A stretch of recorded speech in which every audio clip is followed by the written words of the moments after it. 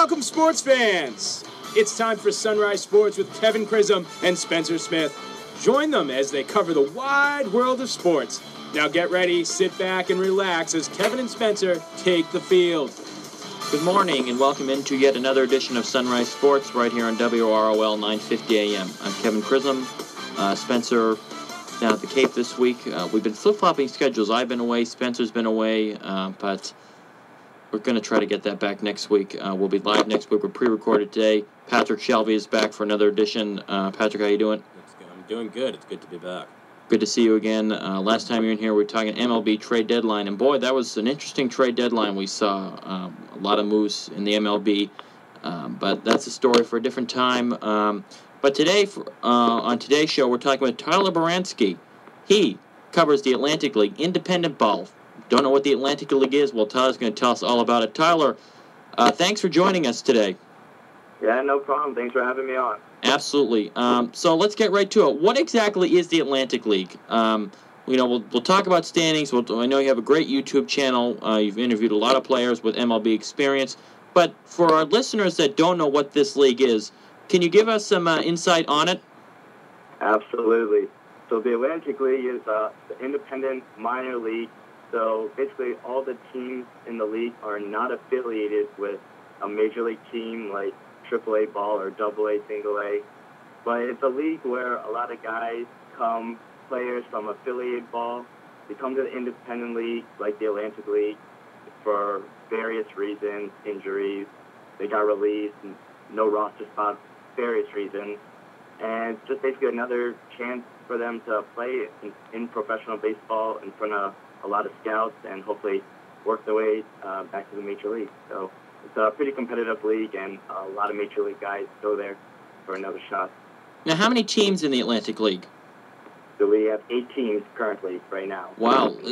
So 8 teams. Is there been talk about expanding teams to different cities, or trying to make the Atlantic League with more teams, or are they content with keeping 8 teams right now?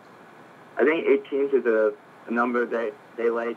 They're pretty set with, but I know they're thinking about opening a team in Virginia Beach. They just relocated a team from Camden, New Jersey to New Britain, Connecticut, where the Rockcaps, their old stadium, used to be. So, but I think 8's a number they're pretty content with so far. So obviously, like any other independent league, in the Atlantic League, there are a few MLB players that came from there. So what players in the Atlantic League currently, right now, do you see potentially making the MLB at some point? Oh, man, a ton right now. I'll give you an example. For one of the teams I cover, the Bridgeport Bluefish, Endy Chavez, who a lot of guys know from the Mets days, to catch in the 2006 NLCS. Oh, right, yeah. Mm-hmm. Yeah, he's playing our league right now. He's right now the league leader in the Atlantic League for batting average. So I know one of the main reasons he's still playing in the Atlantic League this season is because he really wants to get back to the major leagues. And he's looked good so far, so you never know about him. In the Atlantic League, you see a lot of pitchers get picked up. Already this year, there's a ton of guys from the Atlantic League from the beginning of the year that are in the major leagues right now. So, different pitchers. We have a guy named David Carpenter. He played in the major leagues for the Yankees and Nationals. He got picked up earlier this year. Might get picked up again in the off season. I could see him getting back to the big leagues. But those are just a couple names. There's a ton of guys out there that are really deserving of opportunities to get back to Phillies and hopefully the major leagues. You mentioned Endy Chavez. He's 38 years old. He still thinks he can get another shot at the playing in the major league level? He does. I know he's been playing for a while. It seems like forever now. But I see him on an everyday basis, and he looks good out there. He still looks like a 28-year-old guy playing the outfield. So it's been fun to watch him, and again, he's leading the league in batting average. So he's doing some things right. What's your opinion of Michael Krause? He's a guy who's right now leading the league in stolen bases with 54. I mean, his batting average is pretty decent, 295. And his father, Ray, played for the Green Bay Packers in 1984, so he seems like he comes from a pretty athletic family. And he's leading the league in stolen bases, like I said. What do you think are the chances of him you know, potentially making it to minor league ball or maybe even Major League Baseball?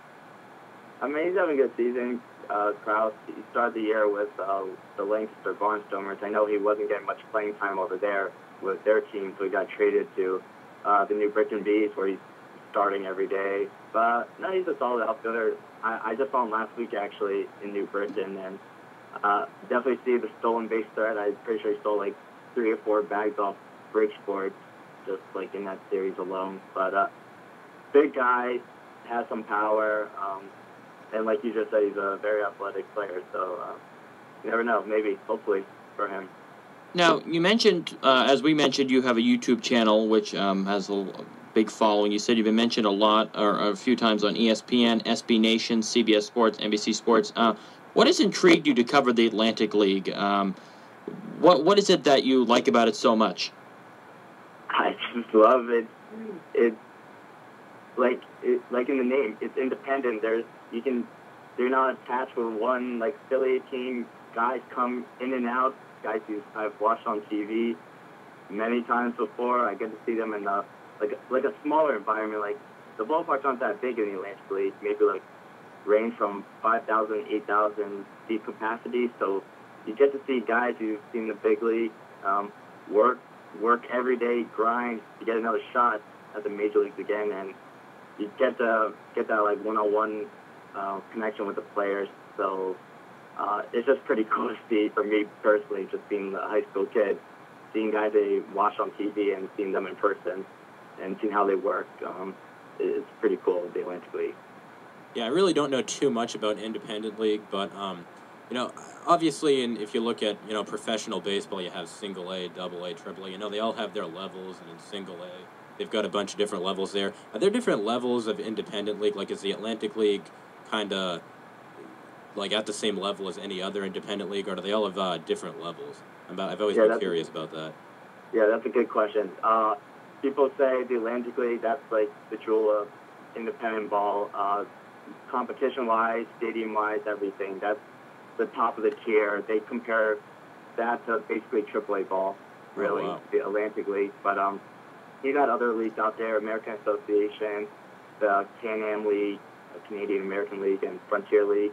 Those are mainly for the younger guys, maybe guys that didn't get picked up or signed out of the draft this year, guys that play maybe like rookie ball or A-ball at their highest. But Atlantic League, like basically everyone on each team is guys that played in AAA or the Major League. So it's really, that's the highest level of competition for independent ball in the Atlantic League.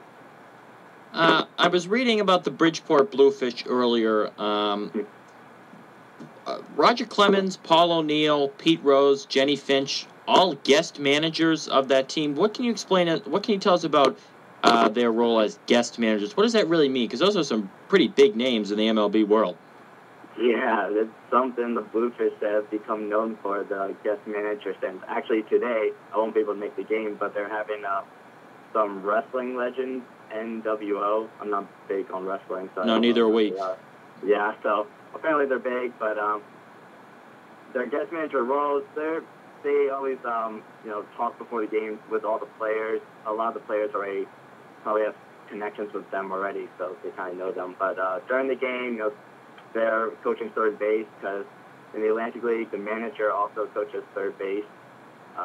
So they play that role, but it's mainly for the fans, get to see like a baseball legend like that.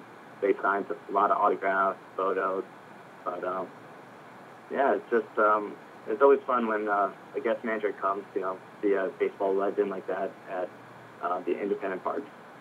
What can you tell us about Roy Merritt? He leads the league right now in ERA at 2.99, and really, and personally, in my opinion, I think the ERA is really the best stat that you can look at for a pitcher. So he's leading the league in ERA. What can you tell us about him? Do you think he's a long shot, or do you think he really has a serious chance? Actually, go ahead. That's a good question.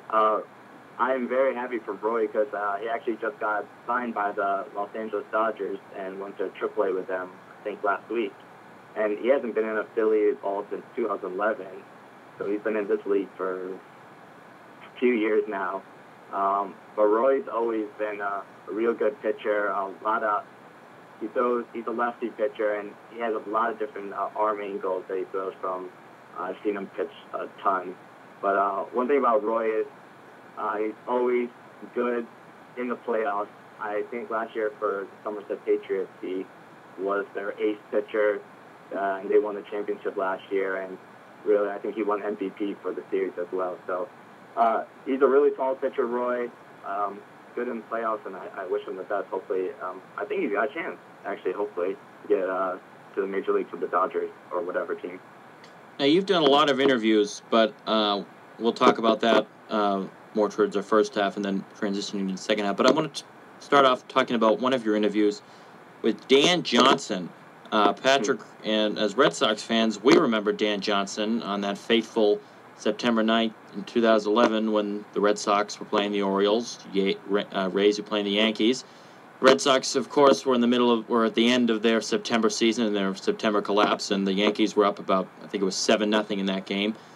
The Rays came all the way back, were down 7-6, 2 strikes, 2 outs. Dan Johnson was up and hit a solo home run to right field to tie the game. The Rays would end up going to win an Evan Longoria home run.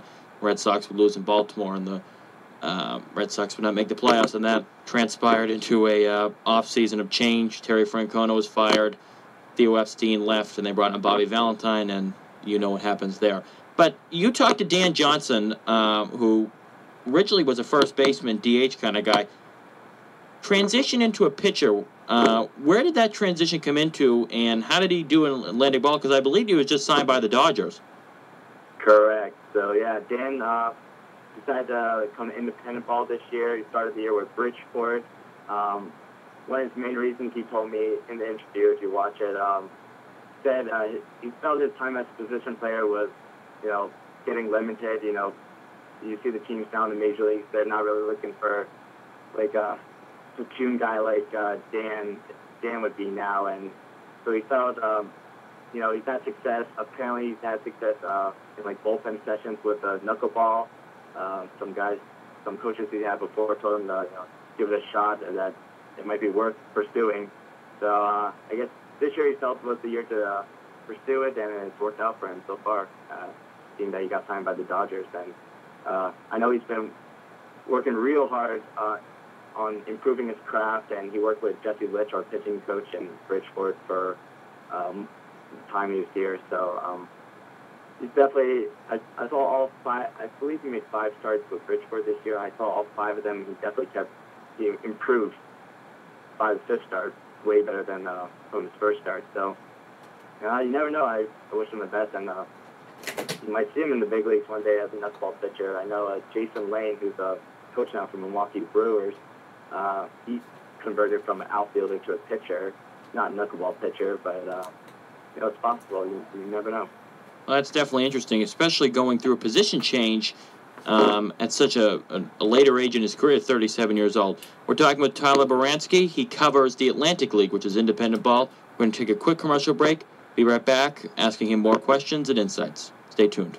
Boxing tickets for a great cause at half price. Come on out to the Marina Bay Sportsplex here in Quincy, Mass. on Friday night, September 16th at 7 p.m. as the Massachusetts State Police boxing team presents Battle at the Bay. All proceeds from tickets go to support the Trooper Clardy Family Fund. And right now you can get tickets for half price on our discount shopping pages at WEZ Radio, WROL Radio, and AM1260thebuzz.com. And this is one half price deal that's guaranteed to pack quite a punch. And we're back right here in Samurai Sports. I'm along here with my guest host, Mr. Patrick Shelby. We're talking with Tyler Boronski. He covers the Atlantic League. That's our topic here today. Interesting topic, and we're really enjoying talking about it. Tyler, I know you interviewed a lot of MLB players, so we're going to keep up talking to you about that. 3 notable ones, Matt Barnes, Chin-Ming Wong, who's been around for a while, I feel like, and Joe Panik. Matt Barnes, as Red Sox fans, I've been a little frustrated with Matt Barnes, as Red Sox Nation has. He's not looked good in his past couple of games. But what's his story like? Where did he come from? I believe, did he go to North Carolina for college? I feel as though he did, or I could be thinking about someone else. But what is his story like? Did he played in the Atlantic League? No. Well, he went to the University of Connecticut. Connecticut, sorry. Yeah, that's what I was thinking.